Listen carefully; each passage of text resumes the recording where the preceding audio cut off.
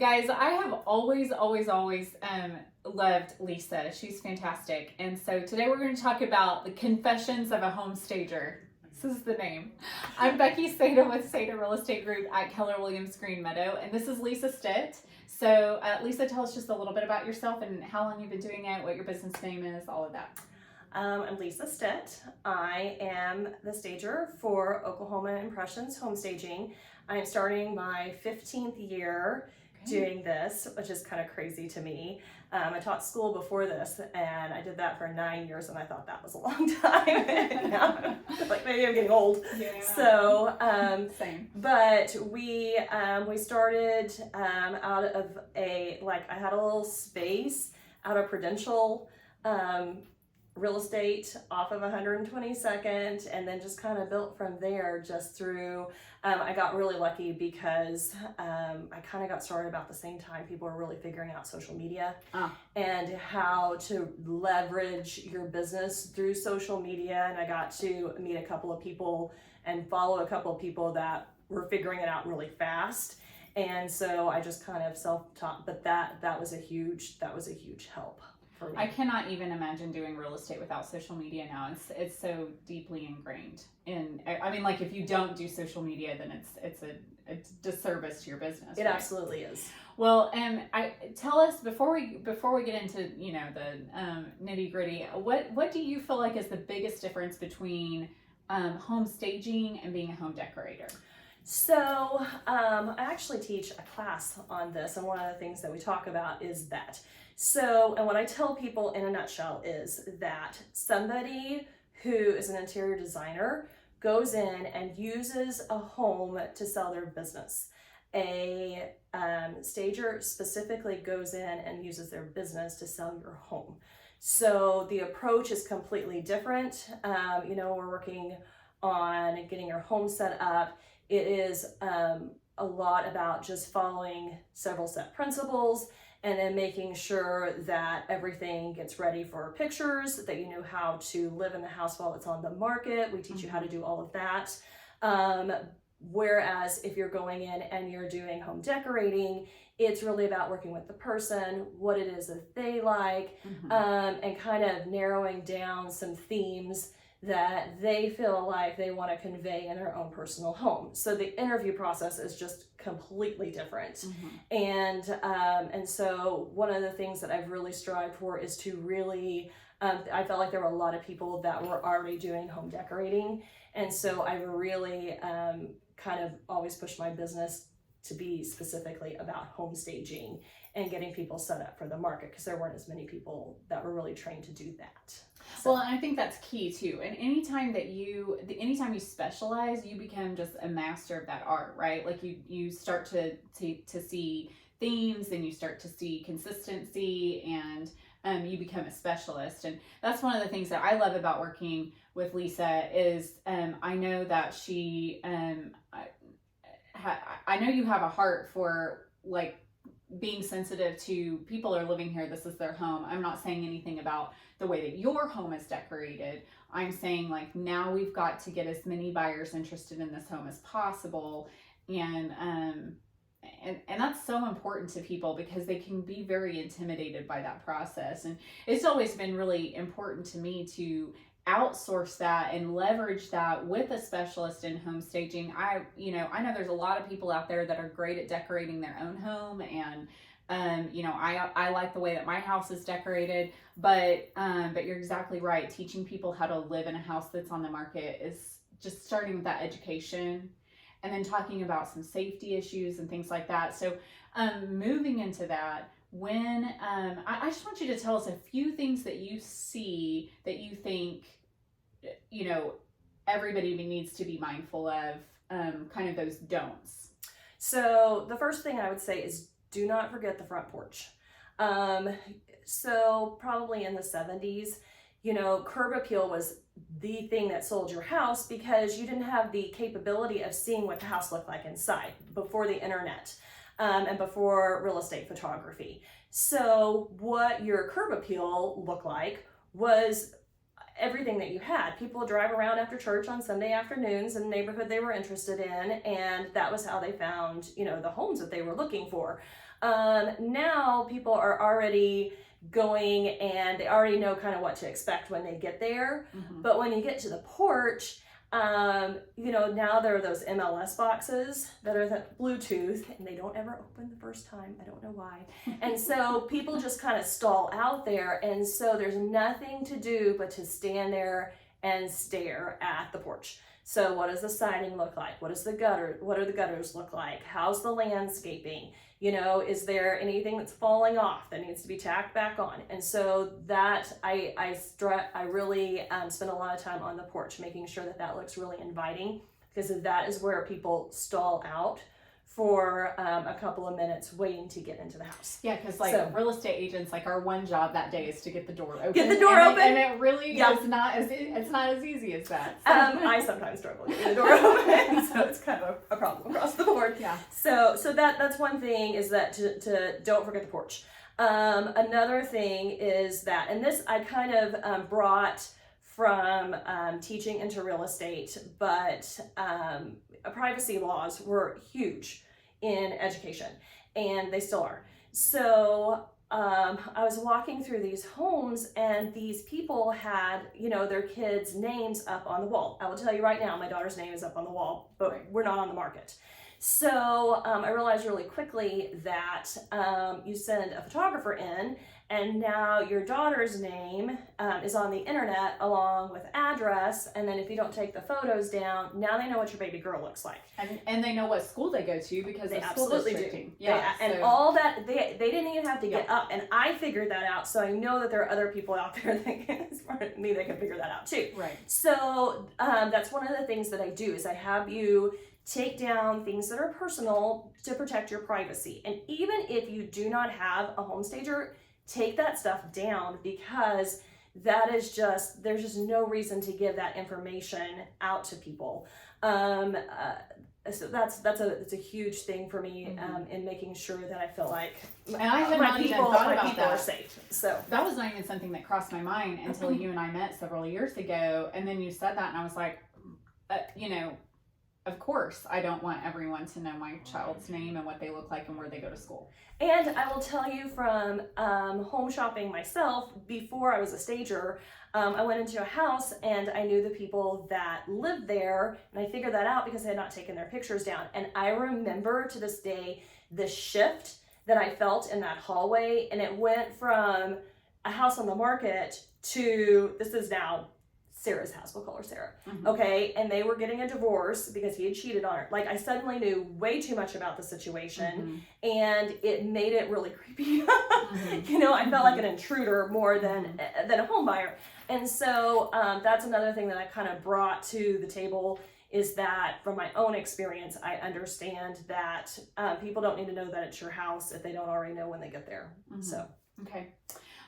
Okay, so Lisa and I laugh a lot when we're together, because she said when she came in here that crazy always finds her, and I feel like crazy finds me too, and that's okay. Like, hey, I am here for it. But I want to hear some, like, tell me some of your crazy. Okay, so one time I went and did this house that was around 8,000 square feet, huge. And they were, it was a second marriage, I think, for both of them. And so we get upstairs to the top floor, and there is a storage closet, and it's got a deadbolt on it. And I said, you know, are we gonna, I mean, I'm there to look at the house and stage it. And he's like, oh, you know, I don't open that.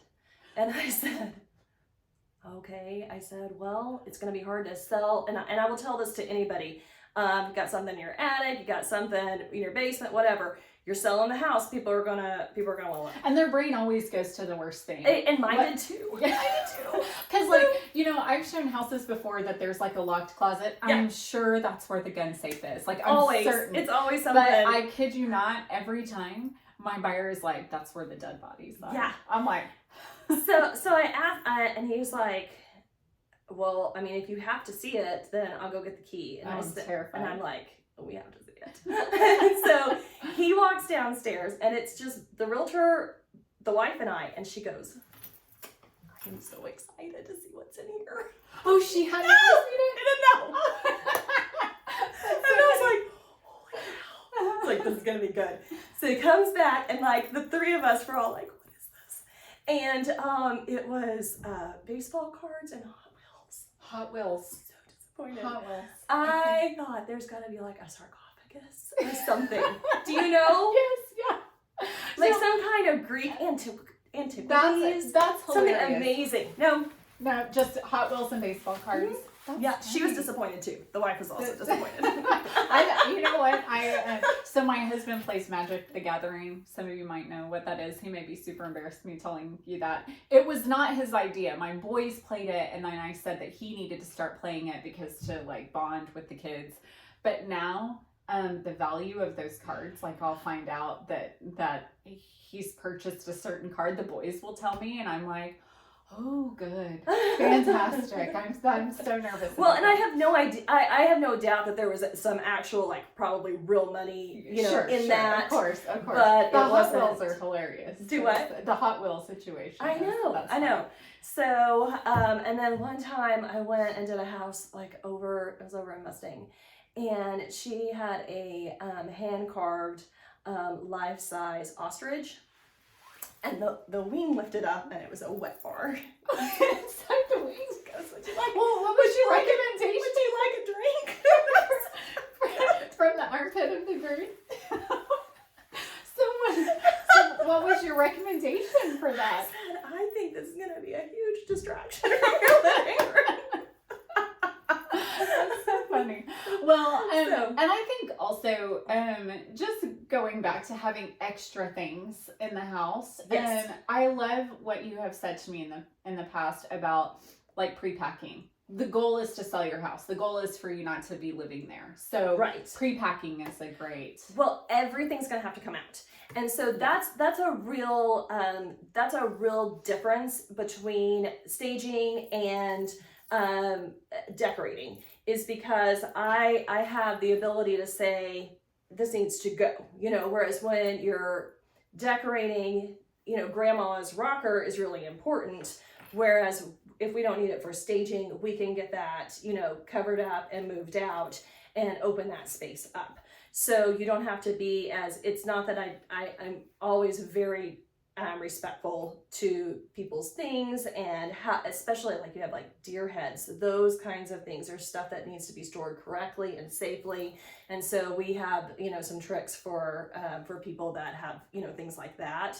And then also I've been in houses where there's been expensive, works of art, or, stuff that if something happened to, Yeah. one time I did a house and they had, did all of the editing up in the attic. They had like a game room, and he did all the editing for Braveheart. Do you know that was done here in Oklahoma? No, I didn't. Seriously. Know that. And he had swords from the movie, as one would. Never give up your swords, ever. So these swords are hanging up. So we had a conversation about the Braveheart swords. So, there's stuff like that you don't want there, and then what are we going to do with it in the meantime? And so that, your stuff doesn't get damaged, either being in the home or being out of it until you get to your new place. So well, and so as a real estate agent, when I'm listing a house to market it, my job is to obviously get it priced correctly and all of those things, but get it marketed correctly so that as many people as possible are coming through the door. So getting the house ready for pictures so that it is as appealing as possible to as many people, because the more people we can get in the door, then the more potential buyers we have, the more demand that there is for your home, then the higher sell price you're going to get for your home. So that, that's the idea behind it. And Lisa does two things for us. If you're living in your home, she does a consultation where she walks through your house with you, and she will make suggestions, and then you get a to-do list. And the thing that I love about your to-do list is then you know when you're done. Because if you are prepping, that's not what you do professionally. That's not, there are things in your home that it's just there because it's your home and Right. and you like it. Maybe you walk past the guttering that's kind of sagging a little bit every day and you don't notice it anymore because you just don't notice it. But Lisa comes in and notices all of those things and puts a to-do list, and you get to choose. Maybe there's something on your list that you just say, you know what, thanks, you're real cute and I like you a whole lot, but I'm not gonna take out grandma's rocking chair. I'm not gonna remove this or whatever. And that's your choice. Well, and I tell people going into it that I always ask for every single thing that I want. Okay. And then it's your job to go through and see what it is that you can get done. But if I don't ask, then the answer is always no. Right. So I go in and I say, nope, I'm not coming back with a fly swatter to beat you over the head. I am going to look online though, and I'm going to judge you. Okay. So, but that's about the only thing that's going to happen. But I've done it enough that the more you do on the list, the better results that you get. Right. And I don't ever ask anybody to do something that I myself would not do, because I have sold my own home as a stager. And so I understand the amount of work that goes into it. I understand that it is inconvenient. Mm-hmm. I understand that you got kids and dogs. Like, I get all of that. And so I try to make it so that it's user friendly, and I've even got a couple of ways to cheat. And speaking of dogs, there are some things that it's really nice to actually have you come in, because things like dog smells or cigarette smells, or honestly, sometimes strong food smells, sometimes fish, curry, mm-hmm. That sort of thing, that tends to really linger a lot. And as a homeowner, you don't always know that, because again, it's your home. And so in a really kind and compassionate way, I would want to know if my house smelled like dog. I would absolutely want to know. I wouldn't want someone to be rude about it, but I would want to say, so I can tell you a dog. I can smell the dog. Well, you're going to find out. So either the buyers are going to tell you by not buying the house, or I can tell you, and then we can come up with some solutions mm-hmm. on ways to fix it. I did a house one time I think it was in Moore, and it was an Indian couple that had built the house. It was a custom, and she had a beautiful kitchen, and then behind the kitchen, in a room that normally would have been like a laundry room, she had a whole secondary kitchen set up because she used curry so much. That. She wanted to keep it out of the house, but it still smelled. And so I went and did the house, and then 5 years later, I got called out by a different realtor to the same neighborhood, and I ended up at that exact same house. Really? Yes. Is that not crazy? That is crazy. And I thought, surely this isn't it, but it was the exact same house. That's cool. So, I don't know that I would want to have two kitchens to have to clean two kitchens. But, well, she only cleaned the one. But she actually used. Yes. I mean, that's very. And then I think she served out of the main kitchen. So I thought that's fancy. But yeah, I mean, I think those conversations are important for a stager to have too, and that's another thing that differentiates you from a decorator, right? Right. So that is one service that Lisa provides for our clients, and then the second one is if you have a vacant home that is for sale, then she also has a warehouse of fun stuff to stage it with. So she's not going to bring her stuff into your home where you may have pets or kids or things like that. But if it is a vacant house and it just needs some light staging, then she partners with furniture rentals too. If you need larger items. If we do the full thing, then we can also bring in beds and couches and full tables and that sort of thing too. Yeah. So I would love to come see your stuff sometime at your warehouse. I'm gonna have to tidy first. Well, good. Well, I will have to do it again because you have super fun stories. And I knew we would laugh a lot. But anyway, any other stories you want to share before we go? We could sit here all day. I know. Okay, cool. Well, Lisa, if any of our real estate friends want to get a hold of you, I will put your business contact in the comments. That would be great. We work with people in all across the metro in all different offices. So we've worked with the big people in the big offices, and then the little people that are working out of their home love it too. So we'd love to help you out. Great job. Okay, thank you again, Becky Seda with Seda Real Estate Group here in Oklahoma City, and we are never too busy for your referrals. Thanks.